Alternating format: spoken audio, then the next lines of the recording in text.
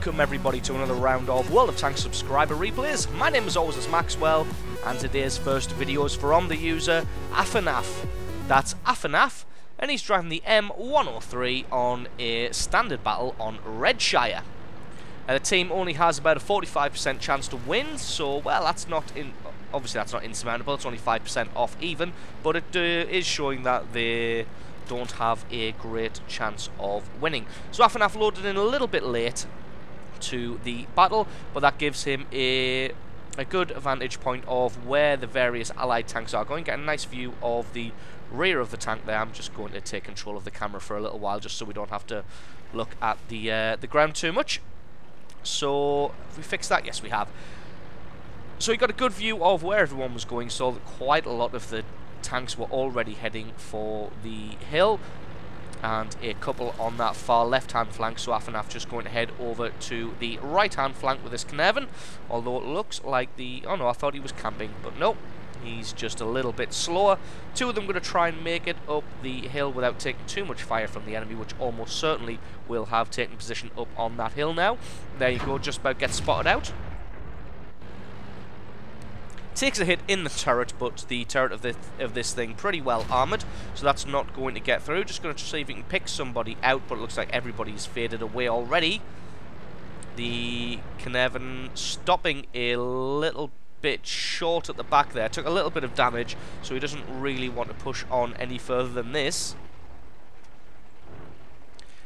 Now he's just going to face off against this IS-3. The IS-3's already taken a bit of damage. A little bit unfortunate that he missed his first shot there.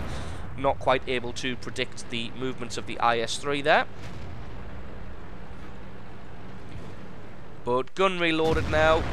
Ooh, a little bit unfortunate there. That one as well missed. So it's not like he just hit the weak spot. That shot unfortunately missing. KV-4 silhouetted on the hill there, but as with earlier, the turret armour of this thing more than enough to repel any damage. There we go, finally gets a good shot through the very top of the turret of the IS-3. Well, the IS-3 is able to get some damage back onto him, so he's just going to drop back in an effort to try and shield himself from the guys on the hill, just so that he can face the IS-3 one-on-one. Just going to head... Oh, there we go, manages to soak that damage up on the track there. And still taking hits from the hill. So he gets a good hit on that IS-3, but he's still taking a bit of a pounding from that hill there. So he's just going to drop back. The turret ring's been damaged, so he can't rotate the turret anymore. So he's just going to have to sit here in the river until he can get that one fixed. One more shot should be enough. There we go. Better reflexes than the IS-3 driver, and he's able to take that guy out finally. Although he did take a decent chunk of damage for his troubles. I think he spent a little bit too long on this ridge here, and probably should have just sat down in the river and relied on the superior armour to the IS-3 in an effort to try and take him out. Although with that IS-3 now dead, he was the one doing the spotting for the guys on the hill. Afanaf now able to push up without too much fear. He's got a Black Prince in the distance there in his sights. Gets a 0 damage critical, which is exactly what you want to see when you fire a big gun like this. So just going to move up on the hill, going to charge up here and see who he can get hold of. There's obviously going to be a few tanks up here, as there always is. For some reason that Caernarvon's still camping on the ridge there. There we go, he's just started moving after everyone else has moved up. He's been joined by this 5100 here. Jagdpanther gets taken out just to his left thanks to his spotting. Going to come around this corner, see who he can see. There is the KV-4 from earlier with his rear armour presented, and that is kill number 2. Jagdpanther's able to take out his tracks, but I don't think he's going to be able to do much else to him, so I don't think he's going to be able to do much through that armour. And gets a good bit of damage back onto that Jagdpanther. Just wondering, is his gun going to reload in time? Takes a little bit of damage there from the Jagdpanther, but he's able to finish him off in the end and pick up kill number 3. So there's almost certainly going to be some guys camping over by the houses on the far southern flank. But now that he's cleared out this hill, that gives them the opportunity to fire down onto the guys that are on the other side of this ridge. Now that can be a very good aggressive place to stay, but if somebody manages to take the hill here or push through that village in the centre, then that's going to leave you well exposed and in trouble. So really you need to rely on the guys up on the hill where Afanaf is to be able to hold that hill in an effort to keep yourself safe, because there's nowhere really to run, because if you back too far over there, then the guys on the other flank are going to be able to hit you as well. Although, to be honest, the enemy's left-hand flank and southern flank seem to be doing very, very well indeed. They're just got to try and make it through the forest on the hill, as most of the allied teams seem to, well, not most, but a lot of the allied teams seem to camp up there. So they may, although they're winning on that far left-hand flank, they may not be able to push too far with it. Oh, very nice shot on that Tiger P as he was retreating over the hill, but left him with just 2 hit points, so a little bit unfortunate on that one, but I'm sure somebody's going to be able to come around the corner, present him with a stiff wind, and that's going to knock him over, and that'll be the end of his game.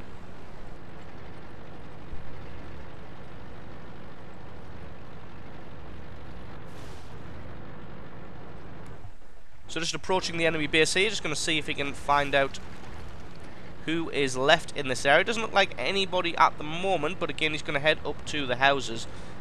So hopefully the guys up on the ridge here are going to be concentrating on firing on the camping allied tanks that are up on that ridge with the forest, and they're not going to, they're either not going to notice or they're not going to really care about Afanaf coming up behind them.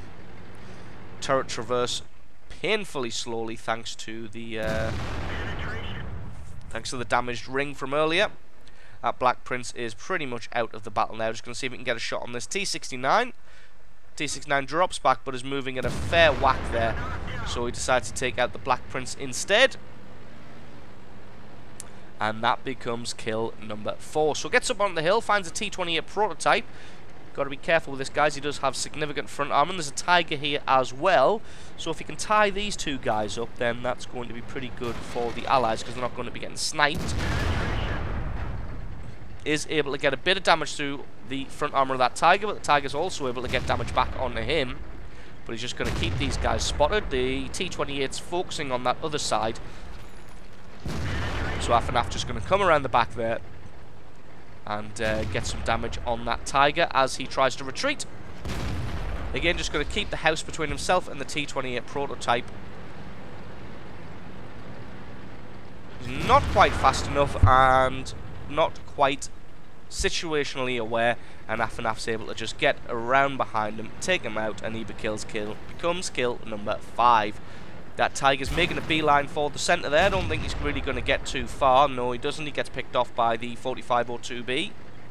Caernarvon's taking a pounding from this IS-8, who's now making a move. So, yep, Afanaf's going to come around the right-hand side of this house, get some damage through his side armour, considering he's got his turret pointed, his gun pointed directly forwards. It's a good bit of damage on him. He's still got his gun pointed completely forwards, so just going to wait for the reload. Pop out, and that just hits the ground there. Well, I wouldn't say just hits the ground. Most of the IS-8 was actually hidden by the ground there. But just going to give him the run around on these houses, because that IS-8 is hungry for the kill on the Caernarvon, but just not going to allow it to happen. Both of them just going to keep giving him the run around. Ooh, the Caernarvon gets a bit greedy there for a little bit of damage. The IS-8 was already looking in this direction. Picks up the kill on the Caernarvon, but then that costs him his life. And that is kill number 6 for Afanaf and the end of the game. So getting a good chunk of damage there, over 6, well, just about over 6,000, 6 kills, a Top Gun medal, and won his flank absolutely convincingly. So great replay there from Afanaf. Thank you very much for sending that one in. Stick around, because as always, the score screens are coming right up.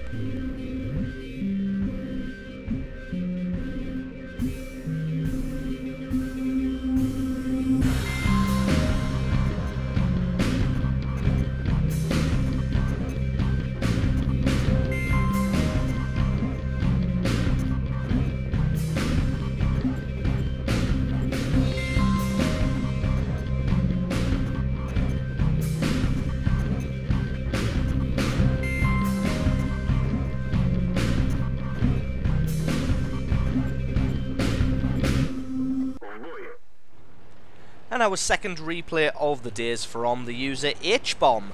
That's H-Bomb, and he's driving the Object 140 on a standard battle on Severogorsk. Object 140 being the newest Tier 10 medium tank for the Russians, the one that also leads off the T-54.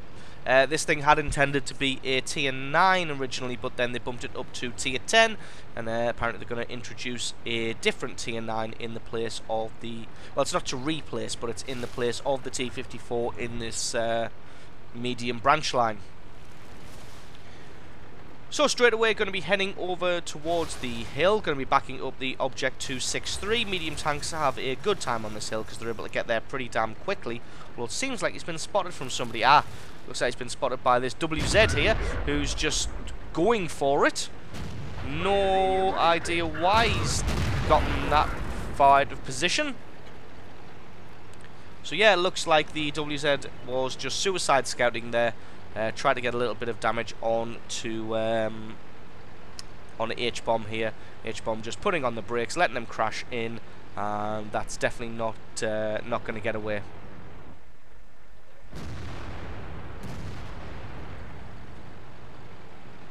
So anyway, back to the replay at hand. He's going to be heading up the hill with this 1390. Going to just crest over the top, see what we can find. Finds an... What was that? It was a 110. Finds a 110, gets a good bit of damage through his sidearm as he's taking position. Wait for his gun to reload, and then going to crest the hill again. And this thing doesn't have the best gun depression. Doesn't have as good gun depression as the T-62A, which in situations like this can make it an inferior tank. But as you can see there, that T-62A just decided to rush the hill, get himself set on fire, and get himself killed. So... really, while it is technically the superior tank thanks to its gun depression, in the hands of that driver didn't really do particularly well. It's a good hit on that Jagdtiger, although the Jagdtiger is also able to return some damage of his own.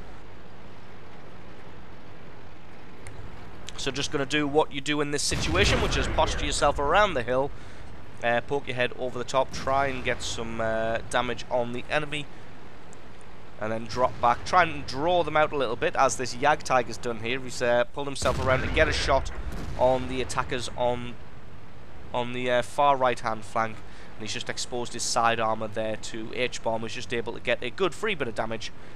Oh, very nice shot from the artillery there, taking out that AMX 5100.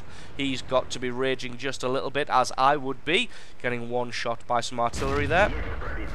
Finds a 121, able to get some damage on him as well. As you see, this gun doesn't have particularly good alpha damage, but it does have a very good reload speed, so it's able to put down a good sustained DPM.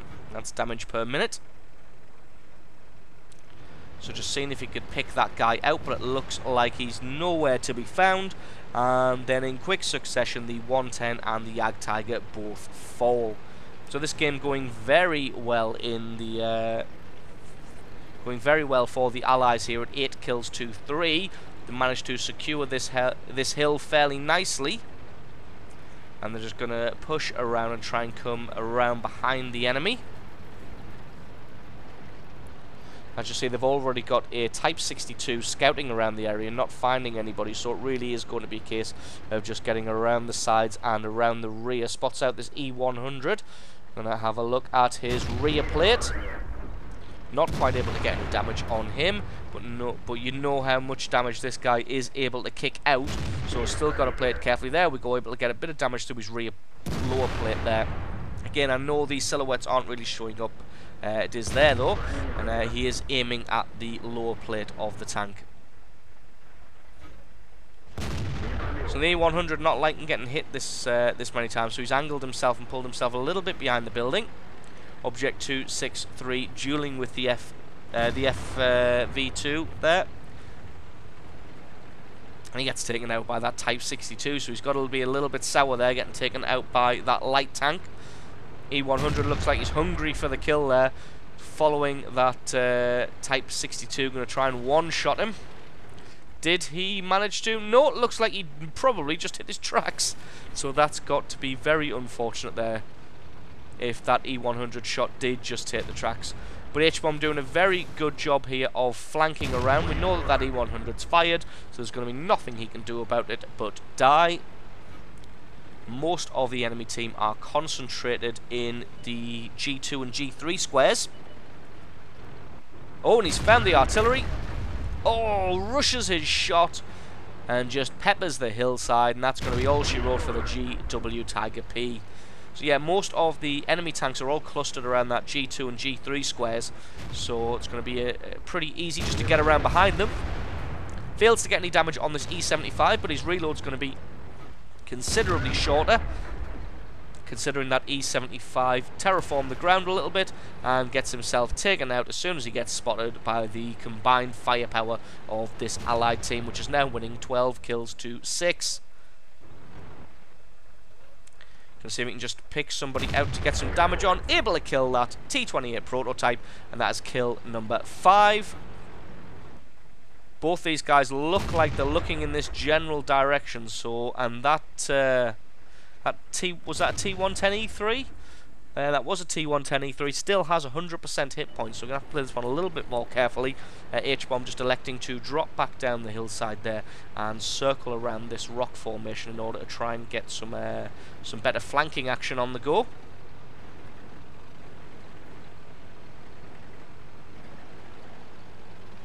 And just going to wait to spot these guys out. There we go. Going to try and take out this FVB who's spotted him.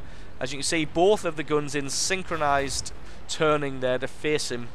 So he's going to have to be careful now in case they're still looking in this direction, because one shot from that FV is going to be enough to eliminate him. But then he gets taken out, and that's just going to leave this T110E3 who's looking in the wrong direction. Looks like he's just sort of presented his side armor there, so just going to pound him.